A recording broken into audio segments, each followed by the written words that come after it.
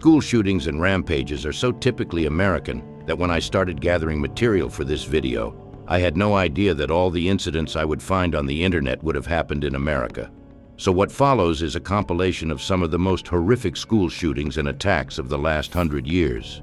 Although I have tried to make the video as light as possible, I suggest that anyone who is upset by these tragedies should not watch it.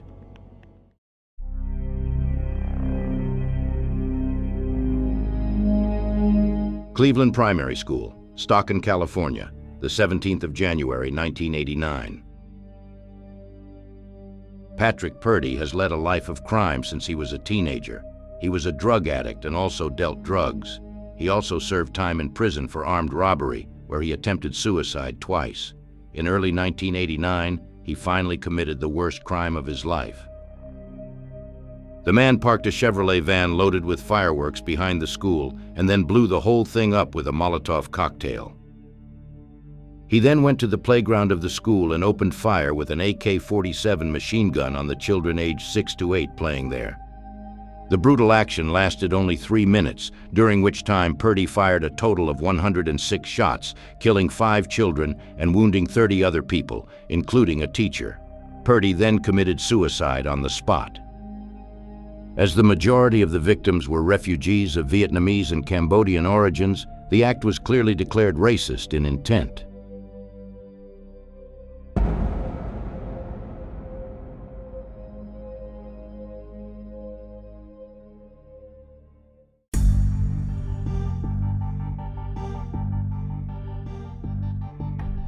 University of Santa Barbara, Isla Vista, California, May 23, 2014.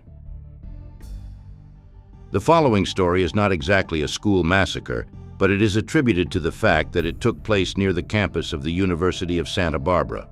22-year-old Elliot Roger has been rather unsuccessful with girls, deeply hurt that he is still a virgin at 22 because no girl wants him, but he was jealous of the boys, that they had succeeded where he had not. Elliot was also under psychiatric treatment for mental health problems. On the fateful day, he had several guns and a lot of ammunition. Before he went on a rampage around the university, he entered the dormitory and shot 3 female students, 2 of whom were killed. He then went to a nearby deli, where he shot dead a man who was also a student. He then got into his car and drove through the Isla Vista neighborhood, hitting several people and shooting at passers-by until he crashed into another car. When he could no longer escape, he shot himself dead.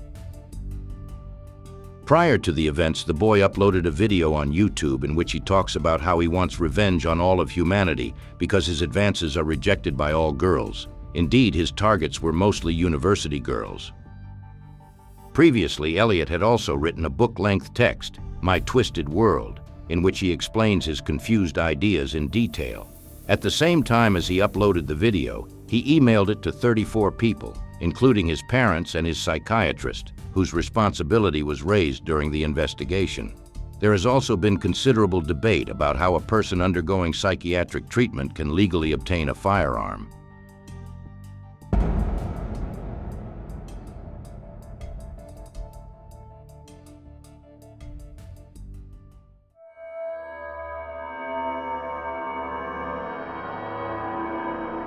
Oikos University, Oakland, California, April 12, 2012. 43 years old 1L Go of South Korean descent entered a classroom at Oikos University with a .45 caliber semi-automatic pistol in his hand. Like the perpetrators of similar atrocities, he spent his student years here. Before he started shooting, he said he was going to kill everyone and then started shooting at the people inside. Soon afterwards, without any external reason, he stopped the massacre and fled in his car. When he was arrested by the police 10 kilometers away, he did not resist at all. 2 forensic medical examiners independently reported on 1L Go's condition, and both concluded that the perpetrator had been suffering from severe paranoid schizophrenia for several years. So 1L Go got away with being locked up in a mental hospital, from which he will probably never be released.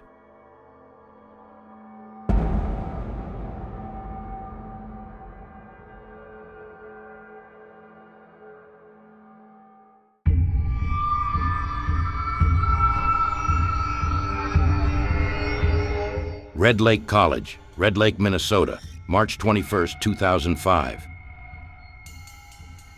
For 16-year-old Jeffrey Weiss, life hasn't been a bed of roses, to say the least. His father had previously committed suicide, and her mother had been so badly injured in a car accident that she had to be placed in a care home. He was then taken in by his grandfather, who was a policeman on an Indian reservation in the area. No wonder the boy suffered severe depression and increasing mental health problems after the tragedies. He went to the same high school until he dropped out, where he later committed his insane act. Jeffrey took his grandfather's guns on the day of the massacre and killed the man with his own gun. He then went to the school and entered the building, where he fired indiscriminately at everyone until he was wounded by the police. He then retreated to an empty classroom, rested the rifle against his chin, and pulled the trigger.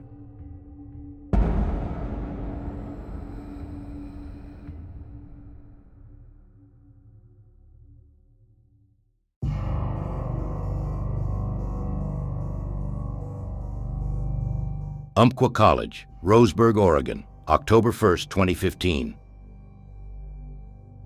Christopher Harper-Mercer, 26, has always had severe mental health problems, which have caused him to have problems with fitting in and learning, and he has often thought about mass murder.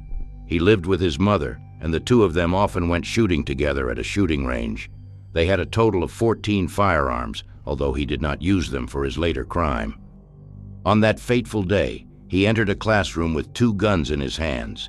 He himself was a student of the institution, so he knew the people he attacked well.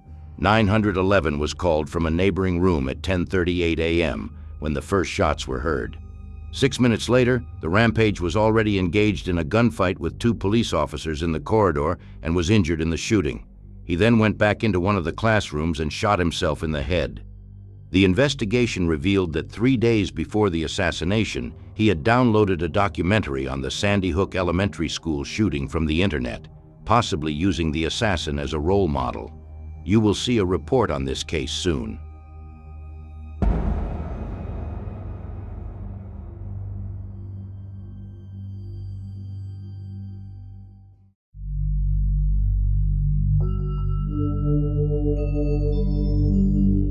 Santa Fe High School, Santa Fe, Texas, May 18, 2018.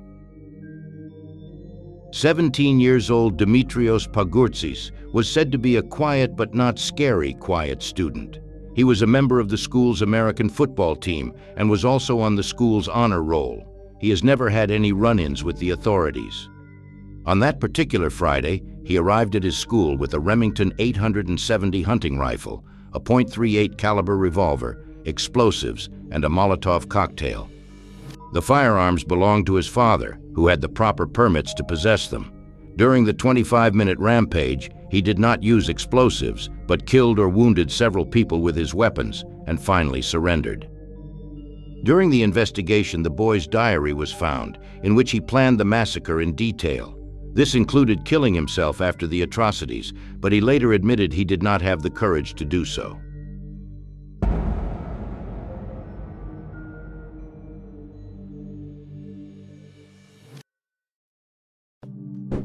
But before we get to the next shocking stories, I would like to ask you to support my channel by subscribing.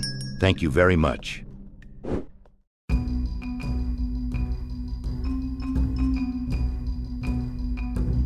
Columbine High School, Columbine, Colorado, April 20th, 1999.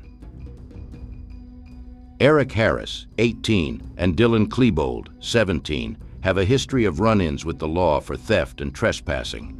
Both received psychiatric help as part of a crime prevention program, and Eric Harris was even required to attend anger management therapy.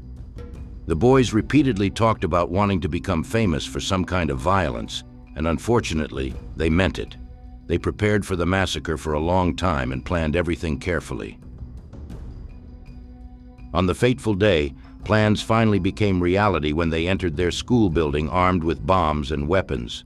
It is believed that they were planning a bomb attack, but this plan was ultimately foiled when the bombs failed to explode. They also took weapons with them just to shoot at the fleeing people. The first shot rang out at 11:19 a.m. Survivors and security camera footage showed what appeared to be aimless wandering around the building and shooting at random.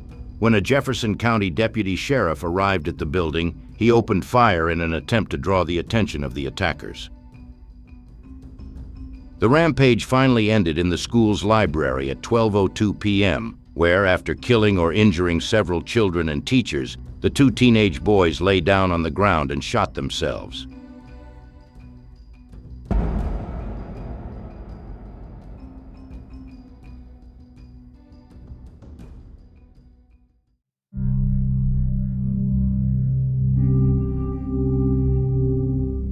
University of Texas, Austin, Texas, August 1, 1966.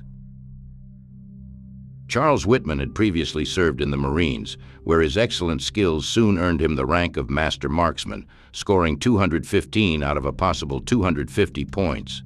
Although he had a promising future ahead of him, his life began to fall apart in February 1963, when his poor academic results forced him to leave university. Later, new blows came. In 1963, he was court-martialed for carrying illegal weapons, lending money on usury, and illegal gambling. He was sentenced to 30 days hard labor and demoted from the rank of corporal to private. Perhaps these failures were the cause of the subsequent massacre, which began when he strangled his mother unconscious after midnight in early August 1966, and then stabbed her repeatedly in the chest with a hunting knife. He then returned home and also killed his sleeping wife Kathy with 5 stab wounds. He then made his way to the 27-story main building of the University of Texas, which was adorned with a clock tower. He took an elevator to the top floor with a whole arsenal of weapons and shot at passers-by for 90 minutes until the police finally managed to shoot him. He was diagnosed with a brain tumor at autopsy, but experts are divided on whether this had anything to do with his mental breakdown.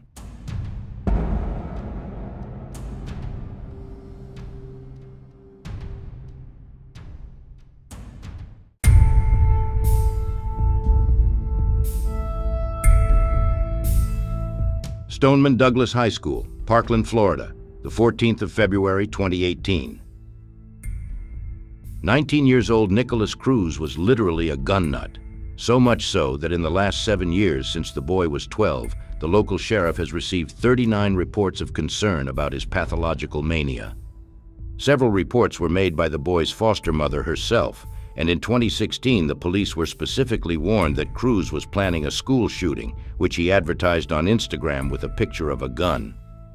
A few months before the massacre, on the 30th of November 2017, a caller had already said that Nicholas was convinced he would one day commit suicide, but that he might do a school shooting first. Unfortunately, the calls were not followed by procedure, which had the result. On Wednesday afternoon, February 14th, Cruz entered Building 12 of the high school, activated the fire alarm, and began firing an AR-15 semi-automatic machine gun at students fleeing the building in response to the alarm. The shooting lasted only 6 minutes, after which he dropped the gun and fled into the crowd. Then, as if nothing had happened, he bought himself a soft drink at Subway fast food. The police finally apprehended him at 15:40 in the afternoon without any resistance. On November 2, 2022, Cruz was officially sentenced to 34 consecutive life sentences without the possibility of parole, one each for the total number of victims murdered and wounded by Cruz.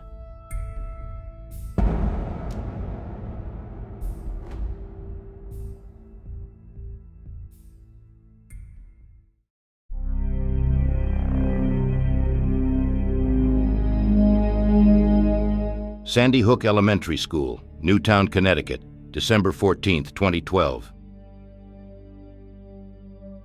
20 years old Adam Lanza has been treated for mental health problems in the past, but has never shown any tendency to violent behavior. As his 52-year-old mother was a gun enthusiast who also regularly took both her children to the shooting range, it was not difficult for the boy to get his hands on guns. He started the morning of his horrific crime by shooting his sleeping mother 4 times and then went to his former primary school, where he started shooting indiscriminately at children and teachers. The first-grade children hid under the benches in fear, but this did not offer them much protection. In one classroom, a teacher, Dawn Lafferty, tried to protect her students with her body and paid with her life. After shooting her, he turned his gun on himself and committed suicide. To this day, it is still not clear why he attacked the young children or their mother.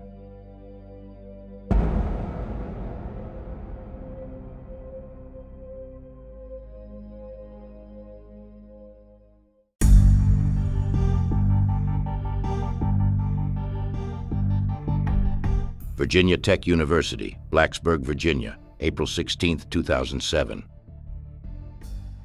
South Korean-born Seung-Hwae Cho, 23, himself a student at the university and previously treated for severe depression, armed himself well before embarking on the massacre.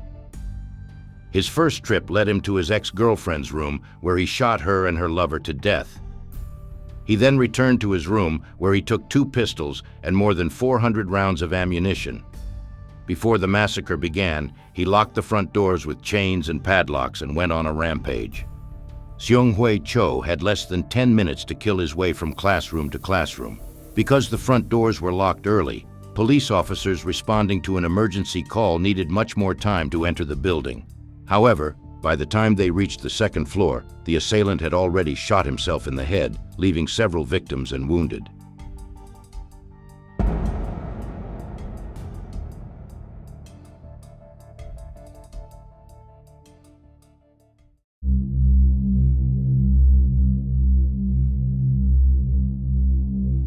Bath Community Schools, Bath Township, Michigan, May 16, 1927. 55-year-old Andrew Kehoe wanted to end his life of failure in spectacular fashion. His bloody deed was carefully planned. Over the course of several months, he bought 460 kilograms of dynamite and pyrrotol, which he used to mine the basements and cellars under the north and south wings of Bath Community School. Taking advantage of the fact that he had previously studied electrical engineering, he connected the explosives to timers. At home, he also mined his house and farm with several kilos of explosives. Then, in the early morning of the 18th of May, 1927, he set out to carry out his terrible, inhuman act. First, he killed his wife Nellie, who was seriously ill with tuberculosis, and then blew up the house and farm. At around the same time, at 9:45 a.m., hundreds of kilograms of explosives detonated under the school, but only in the north wing of the building. Meanwhile, the man drove to the school in a truck loaded with explosives and blew up the truck and himself among the fleeing people. Most of the victims were children aged 7 to 14, but many teachers were also victims. Rescue workers searching for possible survivors discovered that the south wing of the building had also been mined, but for some reason, it did not explode. Why not was never determined, but experts suspected that the first explosion might have caused some kind of short circuit in the timer mechanism. During the investigation, investigators discovered a message written on a wooden board on the farm fence, which was Kehoe's last message: "Criminals are made, not born."